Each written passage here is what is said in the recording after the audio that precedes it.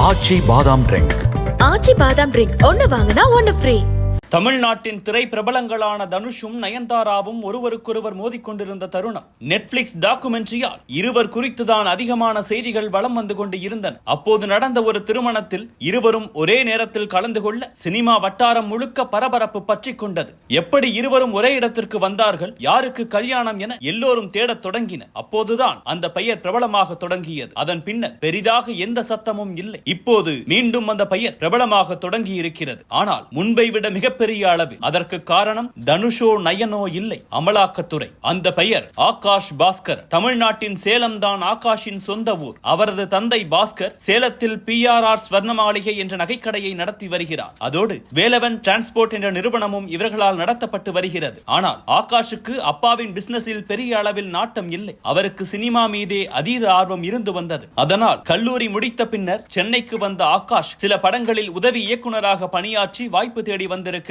ஆனால் பெரிய அளவில் எந்த வாய்ப்பும் அவருக்கு கிடைக்கவில்லை. இந்நிலையில்தான் ஆகாஷ் பாஸ்கரனின் தங்கைக்கு திமுக திருச்சி மாவட்ட இளைஞரணி துணை அமைப்பாளர் வாலாடி கார்த்தி என்பவரோடு திருமணம் நடந்திருக்கிறது. மனைவியின் சகோதரருக்கு உதவி எண்ணிய கார்த்திக் தனக்கிருந்த தொடர்புகள் மூலம் சில இயக்குநர்களிடம் பேசி அவருக்கு வாய்ப்பு வாங்கி கொடுத்திருக்கிறார். அப்படித்தான் இயக்குனர் விக்னேஷ் சிவனிடம் உதவி இயக்குநராக சேர்ந்திருக்கிறார் ஆகாஷ் பாஸ்கரன். நானும் ரவுடிதான், காத்துவாக்குல 2 காதல் ஆகிய படங்களில் வேலை செய்த ஆகாஷுக்கு சினிமாவில் தொடர்புகள் அதிகரித்தன. ஒரு படத்தில் ஹீரோவை எப்படி கமிட் செய்கிறார்கள், பட்ஜெட் எப்படி திட்டமிடப்படுகிறது, எங்கெல்லாம் பணம் செல்கிறது, எப்படி விநியோகம் நடக்கிறது, தயாரிப்பில் உள்ள சாதகம் பாதகம் என அனைத்தையும் ஓரளவுக்கு கற்றுக்கொள்ள ஆகாஷுக்கு அந்த நாட்கள் உதவி இருக்கின்றன. இந்நிலையில்தான் சினிமாவில் இயக்குநராகும் முடிவை கைவிட்டுவிட்டு படம் தயாரிப்பது என முடிவெடுத்திருக்கிறார் ஆகாஷ். ஆனால் அந்த முடிவை ஆகாஷ் சில காலம் தள்ளி போட ஒரு ரைடு காரணமாக அமைந்தது. 2021 தேர்தல் அறிவிக்கப்பட்டு பரபரப்பாக இருந்த நேரம் அது. பண விநியோகம் தொடர்பாக ஆங்காங்கே வருமான வரித்துறை அதிகாரிகள் ரைடு நடத்தி கொண்டிருந்தனர். அப்போது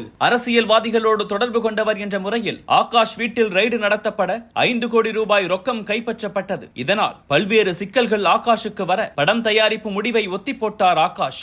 இதனிடையே ஆகாஷுக்கு திருமணம் செய்ய முடிவெடுத்த அவரது அப்பா பாஸ்கரன் தனது மருமகன் மூலமாக வரன் பார்க்க தொடங்கினார். பணத்திலும் வசதியிலும் தங்களுக்கு சமமாக இருக்கும் வகையில் பார்த்துக் கொண்டனர். அப்படி ஆகாஷுக்கு பார்க்கப்பட்ட பெண் தான் கெவின் கேர் நிறுவனர் ரங்கநாதனின் மகள் தாரணி. பெற்றோர்கள் இருவரும் பேசி நிச்சயதார்த்தம் முடிவு செய்ய தனது சினிமா ஆசையை தூசி தட்டினார் ஆகாஷ். டான் பிக்சர்ஸ் என்ற நிறுவனத்தை கடந்த ஆண்டு செப்டம்பர் மாதம் தொடங்கினார். நிறுவனத்தின் முதல் படத்தையே பிரம்மாண்டமாக அறிவிக்க நினைத்த ஆகாஷ் பாஸ்கரன் தனுஷுடன் கைகோர்த்தார். இட்லி கடை திரைப்படத்தை தன்னுடைய டான் பிக்சர்ஸ் நிறுவனம் தயாரிக்கும் என அறிவித்து தமிழ் திரையுலகை வாய்ப்பிழக்க வைத்தார். அவ்வளவுதான். ஆகாஷ் பாஸ்கரனின் அப்பாயின்மெண்ட் கேட்டு இயக்குநர்கள் தூதுவிட தொடங்கினர். முதல் படத்தை அறிவித்த கையோடு திருமண வேலைகளுக்கு சென்றவர் சிவகார்த்திகேயன், சிலம்பரசன் ஆகியோருடனும் பட தயாரிப்பு குறித்து பேசியே வந்தார். இதனிடையே 2024 டிசம்பர் மாதம் CK ரங்கநாதனின் மகளோடு திருமணத்தை முடித்தார். தமிழ்நாடு முதல்வர், துணை முதல்வர், அமைச்சர்கள் பலர், முன்னணி நடிகர்கள் என மொத்த VIP-க்களும் அந்த திருமணத்தில் ஒன்று கூடினர். அப்போது நெட்ஃபிளிக்ஸ் டாக்குமெண்ட்ரிக்காக சண்டை போட்டுக் கொண்டிருந்த தனுஷும் நயனும் கூட அந்த திருமணத்துக்கு வந்தனர். இதனால் ஆகாஷ் பாஸ்கரனின் வரலாறு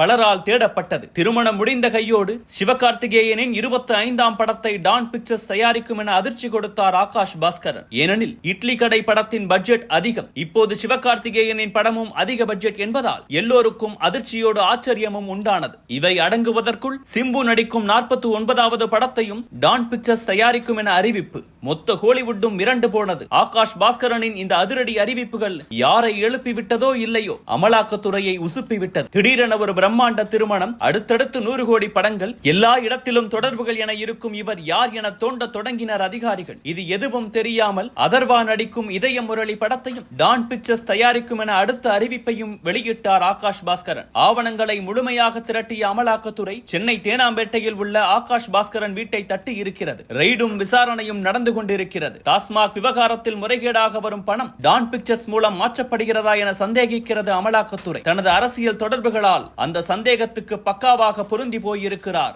ஆகாஷ் பாஸ்கரன்.